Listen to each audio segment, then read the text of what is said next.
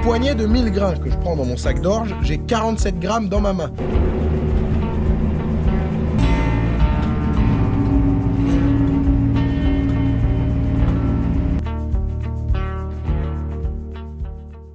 Bonjour à tous et à toutes et bienvenue dans cette nouvelle vidéo. Aujourd'hui nous allons débuter les semis de céréales d'hiver, donc à commencer par les orges. Aujourd'hui nous sommes mardi 14 octobre, il est un petit peu plus de 7h30 du matin.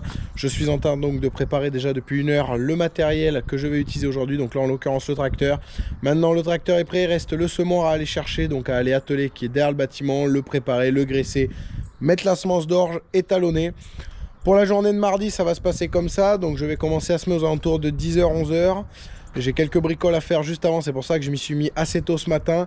L'idée c'est de faire les orges tout aujourd'hui. Donc cette année sur la ferme, j'ai 9 hectares d'orges. J'expliquerai les blés plus tard dans la vidéo, quand on va les commencer. Je pense qu'on risque de commencer jeudi. À voir, faudra que je vois maintenant quand je me calme. Mais normalement je vais commencer jeudi. On va aller atteler le semoir, je vais tout étalonner, tout vous expliquer, la semence, comment je vais semer, bref, c'est parti. Donc mettez un pouce bleu si ça vous plaît, abonnez-vous et je vous souhaite une bonne vidéo, c'est parti. Bon allez, je me suis mis 2 big bags dans la trémie, on va calculer la densité de semis pour que je puisse étalonner. Donc il faut savoir que j'avais 4 big bags, du coup 1630 kg que j'ai à semer en orge. Bon, en réalité il va falloir que j'en sème plutôt 1500 parce que j'ai du coup un petit peu trop de grains, mais bon. On va calculer la densité exacte. Donc une poignée de 1000 grains que je prends dans mon sac d'orge, j'ai 47 grammes dans ma main. Donc 47 grammes pour le PMG, donc poids 1000 grains. Donc je vais faire du coup ma densité de semis, donc 340 grains que je vais semer à mon mètre carré. Il faut que je le multiplie par le nombre de mètres carrés qu'il y a à l'hectare. Donc dans un hectare, il y a 10 000 mètres carrés, donc je le multiplie par 10 000. Ça nous donne 3 400 000 grains à l'hectare, ça il n'y a pas besoin d'une calculette. 3 400 000, je vais les multiplier encore une fois par mon PMG. Mon PMG, c'est 47. Donc là, je multiplie par 47, ce qui nous donne 159 800 000 grains. Là, je vais les diviser par 1000. Ça nous donne 159 800 kilo-hectares. Donc moi, bien sûr, je ne sais pas cette densité. Donc tu l'auras déjà compris, ça nous fait un taux de semis à 159,8 kilo-hectares. Je le redivise par 1000. Hop. Et ça nous donne 159,8. Bon, on va mettre un réglage à 160 kg/hectare. On va pas partir sur des chiffres un peu bâtards. Donc, je vais semer mon orge à 160 kg à l'hectare. Il faut savoir que nous sommes, comme je l'ai dit ce matin, le 14 octobre. Donc, on est assez tôt en saison. Donc, on serait début novembre, mi-novembre, dans des temps un peu plus humides. Je sèmerai à 170 kg/hectare. Là, les terres sont relativement très peu humides. C'est relativement des bonnes conditions. C'est idéal pour semer. Donc, on va mettre 160, il y en aura assez.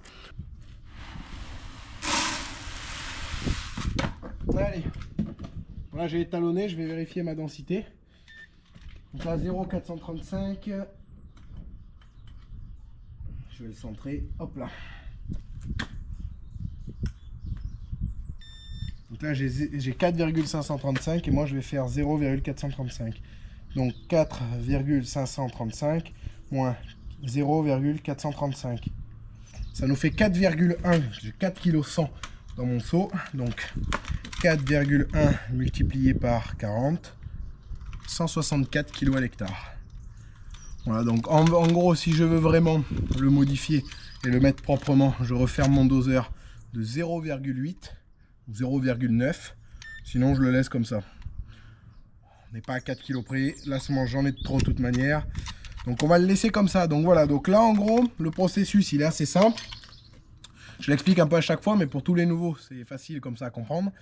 Je mets donc mon bac doseur, enfin mon bac orange, dessous, c'est le bac fourni avec la ligne.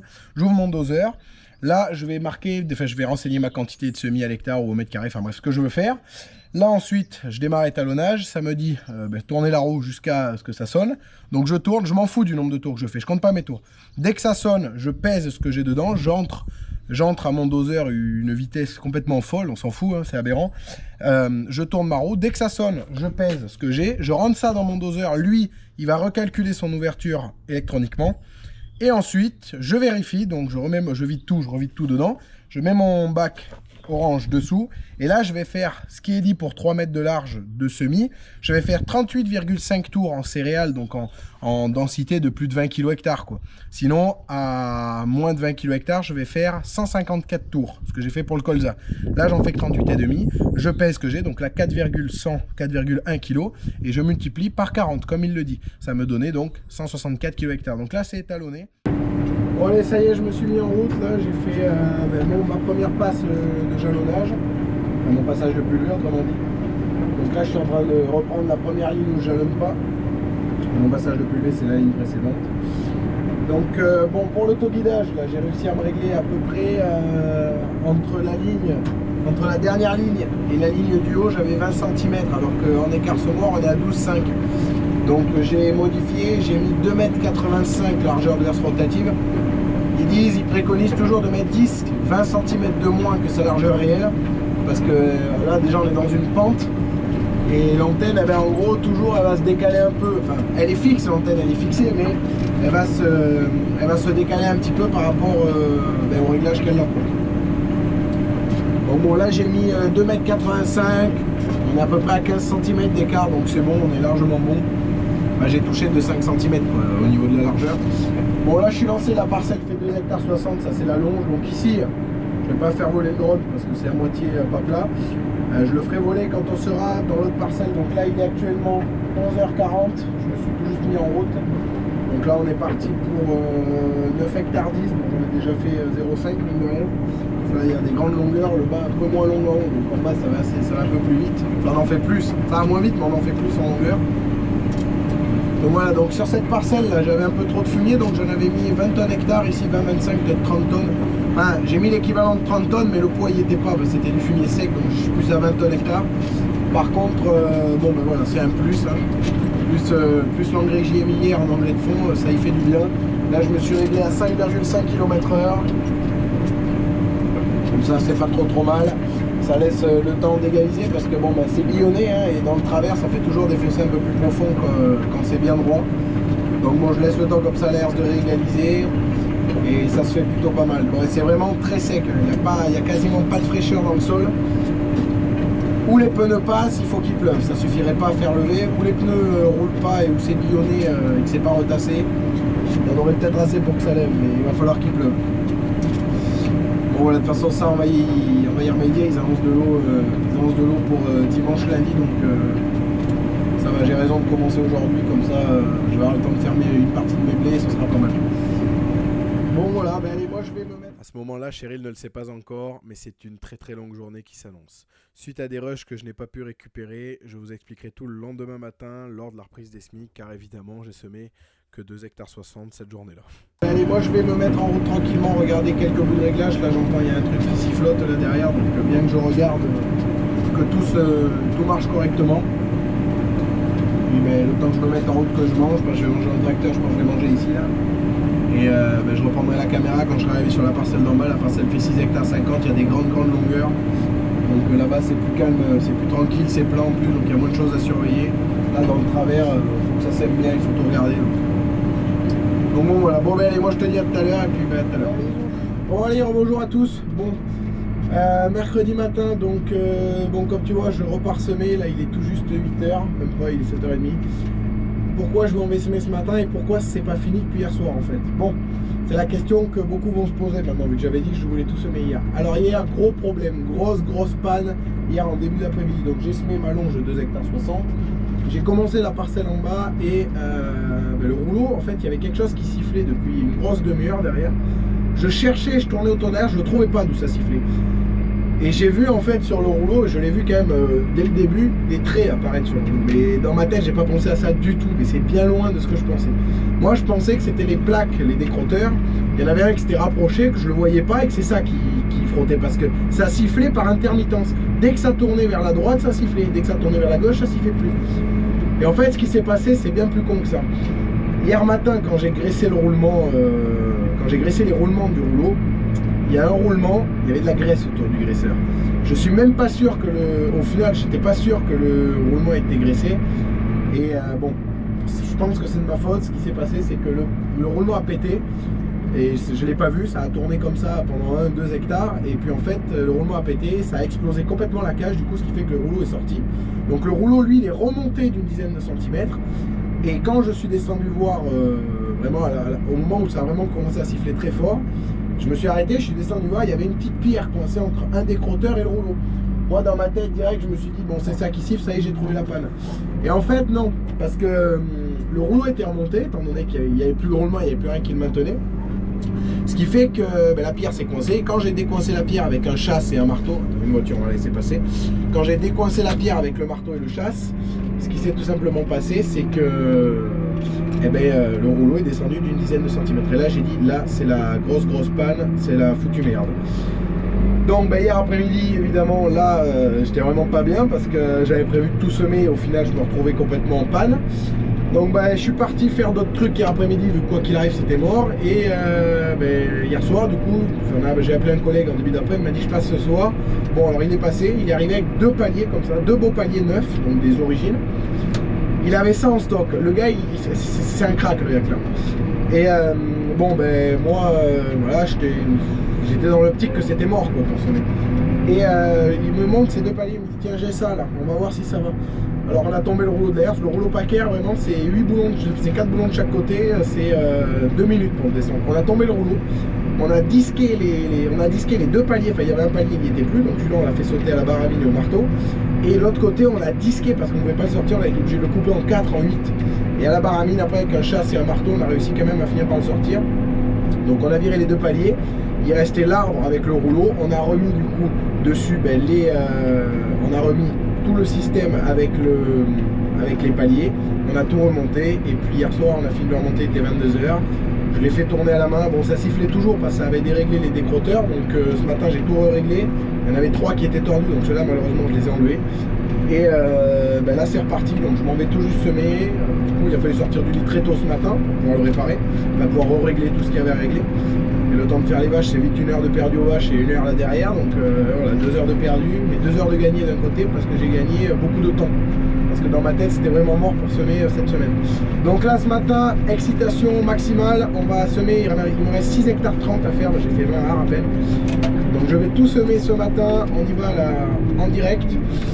Cet après-midi on va essayer de rouler la totalité des orges et j'attends ma livraison de blé qui doit arriver dans la matinée ou d'après-midi, j'en sais rien, donc j'attends que ça arrive et vite.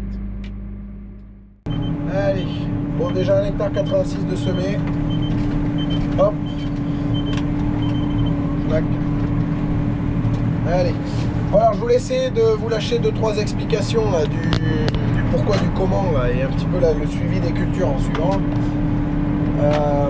Alors, donc là, on est pour l'itinéraire que j'ai fait. J'ai passé un coup de cover crop à 5 cm à peu près de profondeur pour couper les mauvaises herbes, couper les cannes de tournesol et vraiment déchiqueter un maximum pour pas que ça me gêne dans les dents. Derrière, j'ai passé un coup d'outil à dents, donc précisément le grégoire, à peu près 20, 25, 30 de profondeur, ça dépend des terres où ça rentrait mieux, pour vraiment décompacter le dessous, travailler, soulever, pour que mes cultures que j'implante, elles aient une bonne implantation racinaire. Et là, j'ai mis du 13-26, donc c'est un engrais de fond, c'est du phosphore qui ne se bloque pas dans les sols, parce que moi j'ai un problème sur la parcelle d'en haut, j'ai du phosphore bloqué dans mon sol. Donc l'idée d'avoir mis cet engrais de fond, c'est de lui apporter du phosphore dès le départ. Il faut savoir que les cultures, donc le colza, l'orge et le blé, comme certainement les autres cultures, elles ont besoin de beaucoup de phosphore au départ pour faire un bon système racinaire, une bonne implantation et pouvoir bien taler au printemps. Donc le fait de le mettre avant le semis, c'est quand même impeccable. Un petit peu d'azote, vraiment j'ai dû apporter 15-16 unités d'azote, c'est vraiment histoire d'eux, mais c'est parce que dans l'engrais il y en a, sinon j'en aurais pas mis. Puis voilà, donc là pour ce que je vais effectuer derrière, donc là je vais faire un désherbage. Je vais désherber d'automne cette année, un peu comme l'année dernière, mais l'année dernière j'avais fait ça que sur les orges. Cette année je fais aussi le blé, je fais la totalité des cultures des céréales d'hiver. Pourquoi désherber d'automne? Donc il faut savoir que le désherbant que je vais utiliser, c'est un produit qui est maintenant interdit au Danemark et qui va être interdit en France dans 1 an ou 2. C'est du fluflénacet, c'est un très très bon produit, un produit qui a fait ses preuves. Au printemps, on n'arrive plus à désherber le vulpin résistant et le régras résistant. On a des gros problèmes. Bon, chez moi, j'en ai pas, mais chez les voisins, il y en a un petit peu. Et il y a d'autres secteurs où ça se connaît. L'intérêt de désherber d'automne sur l'orge, c'est que l'orge, il part très très vite. Il va taler très très vite et donc couvrir le sol très rapidement. Et le désherber dans 2 semaines à 1 feuille et demie, c'est possible. Et sinon, je peux désherber ce soir ou demain en post-semis. Moi, je le fais pas parce que je sème à l'autoguidage. Je jalonne, ce qui fait que le jalonnage, en gros j'ai le boîtier que tu vois là devant avec les 8 descentes de semis, c'est à dire que j'ai 4 descentes à droite et 4 descentes à gauche qui se ferment au milieu du semoir où vont passer mes roues quand je vais mettre l'engrais et quand je vais pulvériser, faire mes fongicides, mon insecticide, tout le bazar. Donc l'intérêt de ça, c'est que je vais passer à une feuille et demie, donc j'aurai déjà mes passages. Comme j'ai pas l'autovidage sur le tracteur, c'est un peu la merde si je le fais maintenant, je vois pas où je passe, machin, faudrait mettre des jalons et tout. Il y a une très très bonne efficacité aussi à une feuille et demie, on perd 5% à peu près d'efficacité, donc il y a quand même 95% d'efficacité. Sur les terres où j'ai le blé et l'orge cette année, il n'y a pas de problématique régrade ni de problématique vulpin. Le désherbage d'automne, c'est une sécurité. Et avec un désherbage de printemps, on cible certes des mauvaises herbes, mais on arrive vite à 60-65 euros de l'hectare en désherbage. Donc là, le flufénacette, on est entre 60 et 70 euros de l'hectare, ça dépend les doses. Donc voilà, clairement, il ne faut pas se prendre la tête, il faut le faire d'hiver, enfin d'automne et terminé. Le blé, bon, c'est un peu plus chiant parce qu'il peut y avoir de la mauvaise herbe qui ressort, de la folle avoine et du coquelicot. Le coquelicot, la parcelle d'en haut de 12 hectares, je sais qu'il y a quelques années, il y en avait, c'était un peu problématique. Et ça perd vite, on perd vite du rendement avec cette merde-là. Et après, le reste, c'est bon. La folle avoine, bon, il peut y avoir quelques pieds, mais bon, ça, soit tu les arraches à la main, soit tu mets un coup d'antigraminé et tu le fais voler. Le coquelicot peut se faire aussi un rattrapage en dicote, en anti-dicote, donc ça, les produits, j'ai déjà tout dans l'armoire, donc pour rattraper 1 ou 2 hectares, ça va pas coûter bien cher. Mais c'est quand même une sécurité de désherbage. Donc maintenant, je fais que ça. Ça va devenir compliqué parce que aujourd'hui, le flufénacette, c'est en train d'être interdit partout, donc ça va être compliqué. Mais bon, on fait comme on peut. Là, cette année, en tout cas, c'est autorisé, donc je vais faire comme ça. Avec, comme je sème tôt, qu'on est le 14, 15 et jusqu'au 20 octobre, le temps que je finisse mes semis et que la pluie arrive, je vais faire une cyperméthrine. La cyperméthrine, c'est un insecticide. Il faut savoir que dès le début, on peut gagner du rendement, donc il faut vraiment le privilégier. Dès le début, avec un insecticide, on peut déjà gagner 10-20 quintaux déjà, parce que si le puceron pique l'orge ou le blé, c'est mort. Quand c'est mort, c'est mort. Donc vaut mieux le faire en préventif qu'en curatif, ça c'est sûr. Ça coûte 3 euros de l'hectare, donc c'est vraiment rien. Vaut mieux semer tôt et en faire un passage, voire 2 passages, ça nous amène à 6-7 euros de l'hectare, que de semer au 20 décembre, parce que la pluie nous sort du champ qu'on peut pas semer, et que ce soit vraiment la merde, quoi. Donc bon, voilà, donc cette année le choix c'est de le faire en préventif et non en curatif. L'année dernière j'avais aussi fait en préventif. Il y avait des parcelles, j'avais pas pu le faire parce que l'eau m'avait empêché d'y aller, donc il y a des parcelles, j'ai pas fait d'insecticide. Mais l'idée quand même quand on fait une culture, c'est de taper le plein potentiel. Le plein potentiel d'une culture dans nos régions, c'est en blé et orge, c'est entre 60 et 90 quintaux, quoi. Ça se situe là-dedans, donc le plein potentiel, il faut essayer de le taper. Plus on va monter vers les chiffres 8, 9, plus ça va être intéressant. Parce qu'on sème quand même pour des sous dans la terre, donc il faut quand même essayer de la tenir le mieux possible. Voilà, donc densité de semis 160 kg hectare, KWS exquis pour la variété, c'est du Siran. C'est une variété que je fais déjà depuis 3 ans, c'est la 3e année que je la sème. Il y a 2 ans, elle avait fait 66 quintaux de moyenne. Cette année, on est à 83 de moyenne. Voilà, c'est une variété qui se tient bien. C'est certainement la dernière année que je la fais parce qu'au bout de 3 ans, j'essaie de renouveler un peu les variétés. Et puis voilà pour les explications. Donc maintenant, là, tant qu'on est dans les grandes longueurs, je vais faire décoller le drone, vous faire quelques beaux plans, histoire que vous voyez quand même un beau chantier. Et puis moi j'irai chercher le rouleau cet après-midi quand j'aurai fini de semer. Je mange avec le collègue à midi comme d'habitude. Et j'irai chercher le rouleau, rouler ça, là ça je vous le filme pas, hein. C'est chiant le roulage. Et on passera au blé demain, là j'attends ma semence et puis normalement ça va arriver certainement dans l'après-midi parce que j'ai pas eu d'appel, il est déjà 9h30. Donc bon voilà, 2 hectares, plus que 4 hectares 50 et les orges c'est fini. Allez, je fais décoller le drone, c'est parti.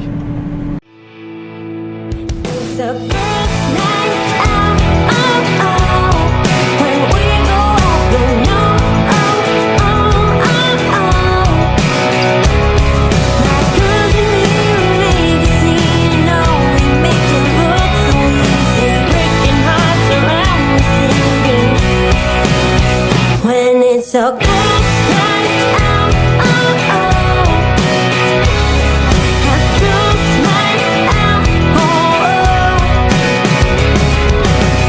boys watch us tearing at the dance floor, on a juice, but they can never get more. We don't need a man doing our plans. It's a cold night out, when we go out, you know.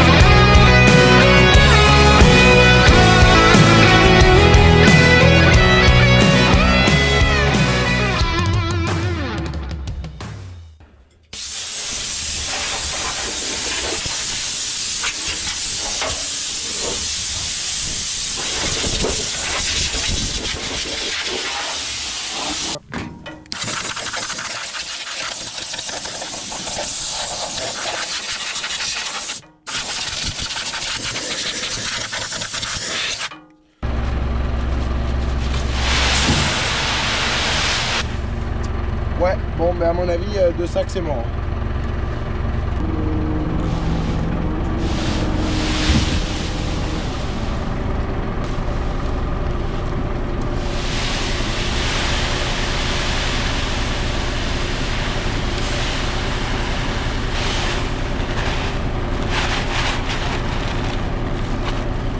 Pas envie d'essayer d'en mettre deux parce que je sais déjà que ça rentre pas. C'est comme ça que tu te retrouves baisé à la fin.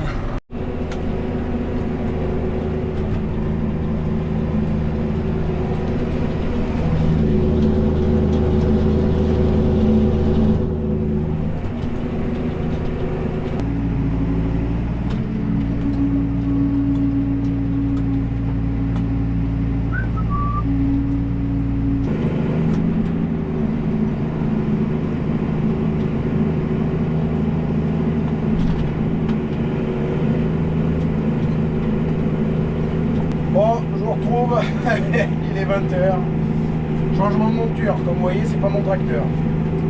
Voilà, je suis à remplacer un collègue ce soir là, parce qu'il a ses voies à faire péter. Et puis on va manger ensemble ce midi. Et puis il a pris un peu de retard cet après-midi, je lui ai dit que j'allais aller le remplacer. Là, on est en train de labourer du coup pour mettre, je crois qu'il met de l'orge ici. Là, je suis avec son tracteur, c'est un Yolande, un T6070 je crois. Celui que vous avez vu dans la vidéo de Foch de Régra il y a 2 ou 3 ans. Et là, c'est une Charruc Verdeland. Je crois que si je dis pas de conneries, c'est une ES100, mais je suis même pas sûr. Avec des grands versoirs, longs versoirs, avec le premier corps avec des doubles lames. Parce que du coup, sinon, ça tire trop sa pianote. Et varie large, déport hydraulique, fallait tout top sur la machine. Donc là, ça va bien. T'entends le brame du tracteur à fond. Bon voilà, ça vous fait une petite transition de ma vie le soir après. Voilà, je lui ai dit que donc là, je suis pas trop mal. On va se recentrer au bord de là. Voilà. Ça s'est engagé et allez, c'est parti.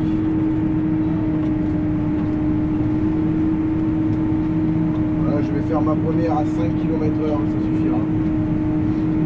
Regarde que ma courbe elle cale bien la bordure. Parce que là en fait je suis en 18 mètres au passage engrais pulvé.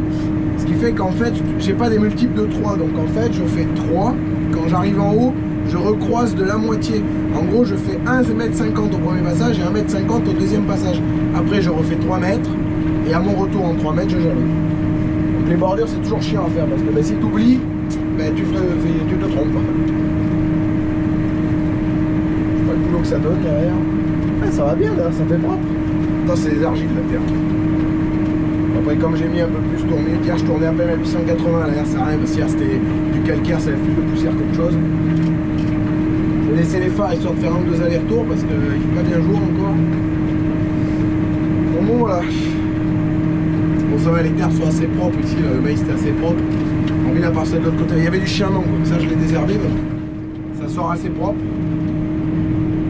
Et là évidemment comme il y a des mottes, ça modifie un peu la densité de semis, donc faut y aller doucement pour pas que la route tombe trop vite, sinon elle se bloque sur les mottes et puis ça se fait un peu la merde.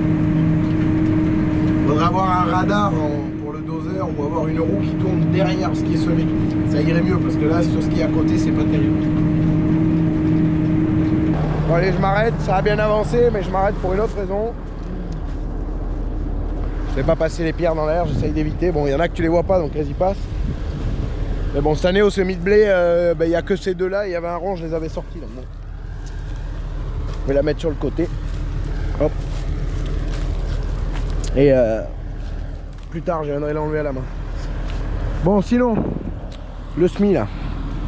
Alors bon, il y a quelques grains en surface, hein, mais la majorité du grain, enfin voilà, là, d'ailleurs une raie de semis, voilà, tu vois, la majorité du grain, elle est enterrée. Là, ce que je m'assure de faire, c'est d'avoir une bonne pression dans la trémie, enfin dans les descentes.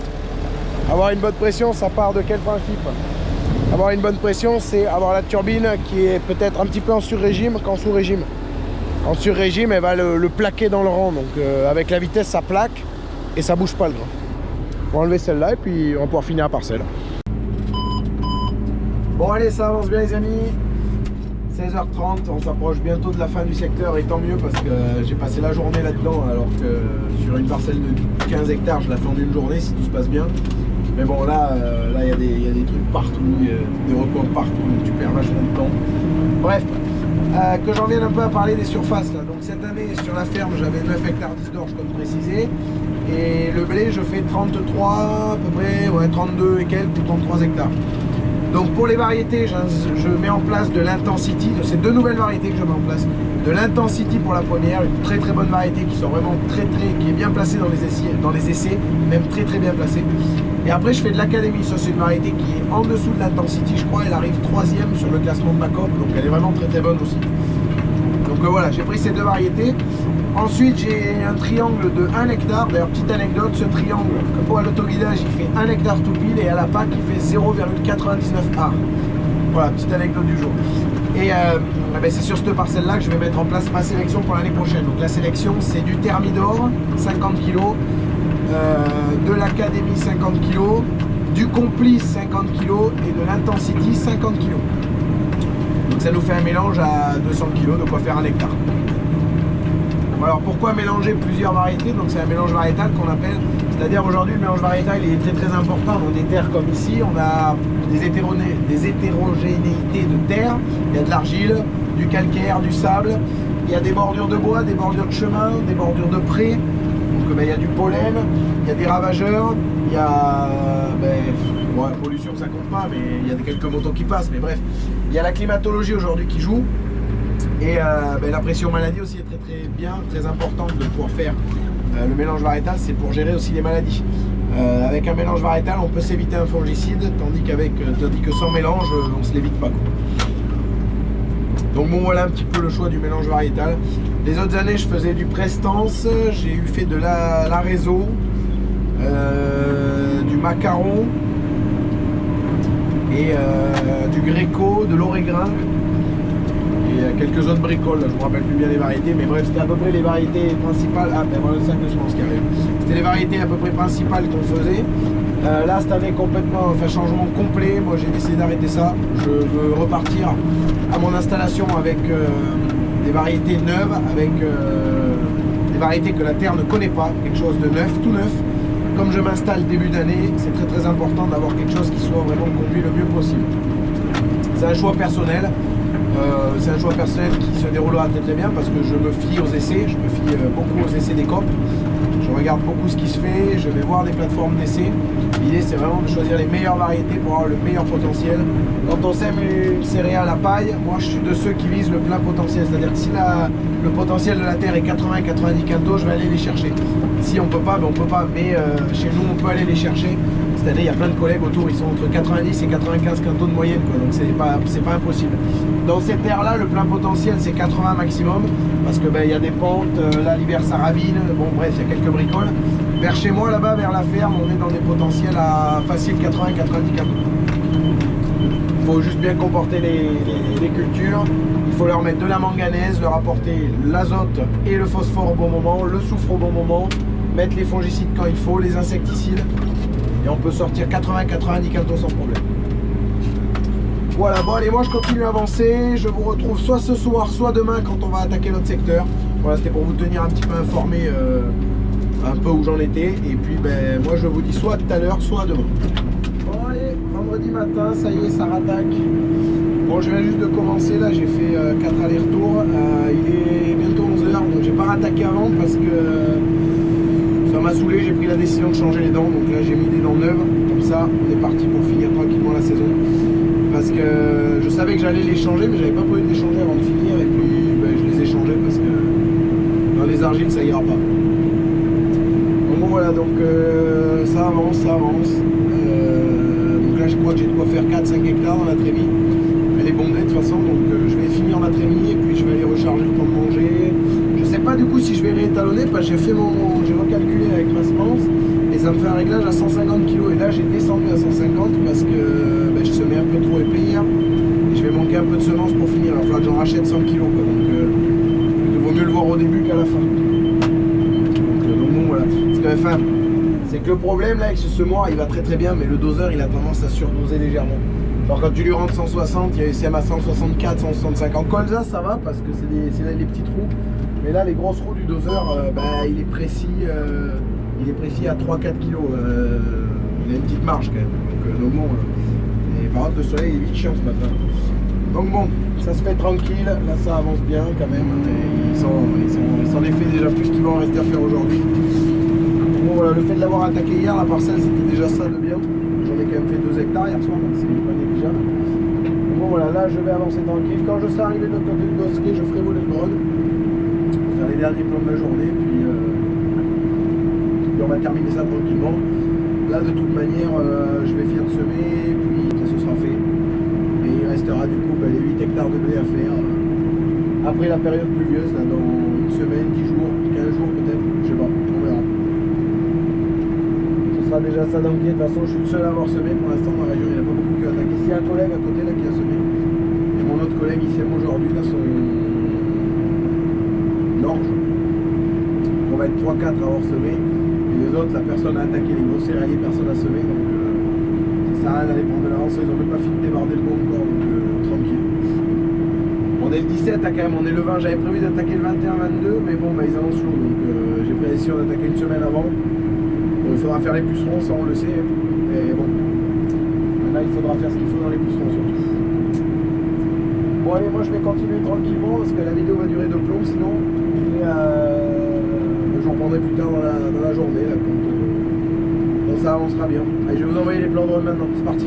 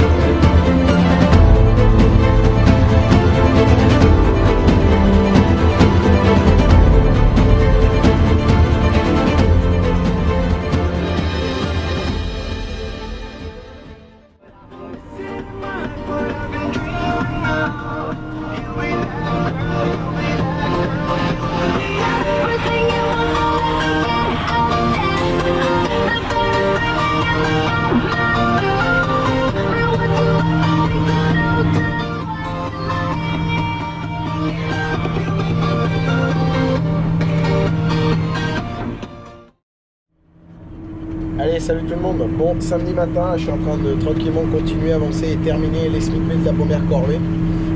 Donc pour rappel, la deuxième partie se fera après les pluies. Donc il y a là-haut, là-bas, à peu près 8 hectares à faire. Bon voilà. Donc oui, donc là cette parcelle fait 1 hectare tout pile. C'est où je sème mon mélange variétal. Donc je sème à 150 kg hectare, soit 320 grammes mètre carré. Je sème de l'Académie, du Celebrity, du Thermidor et de l'Intensity. C'est 4 variétés mélangées.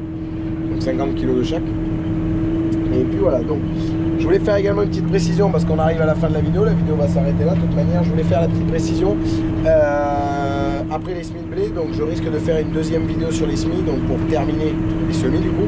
Donc moi les amis, j'espère que cette petite vidéo vous aura plu. Voilà, vidéo des Smith Blé qui aura bien avancé parce qu'il restera que 8 hectares au moment où la vidéo sortira. Donc bon voilà, j'espère que cette vidéo vous aura plu. Si ça vous a plu, mettez un pouce bleu, abonnez-vous, commentez, c'est très très important. Restez bien jusqu'à la fin de la vidéo. Je m'en fous des vues, mais les durées de visionnage c'est très très important parce que je mets beaucoup de temps à faire, à produire ces vidéos là. Et les gens qui regardent que 5 minutes sur des vidéos de 25 minutes, ça sert à rien au final que je fasse des vidéos aussi longues et bien faites quoi, si les gens regardent 5 minutes. Donc bon voilà. Donc c'était Chéri et je vous dis à la prochaine. Ciao.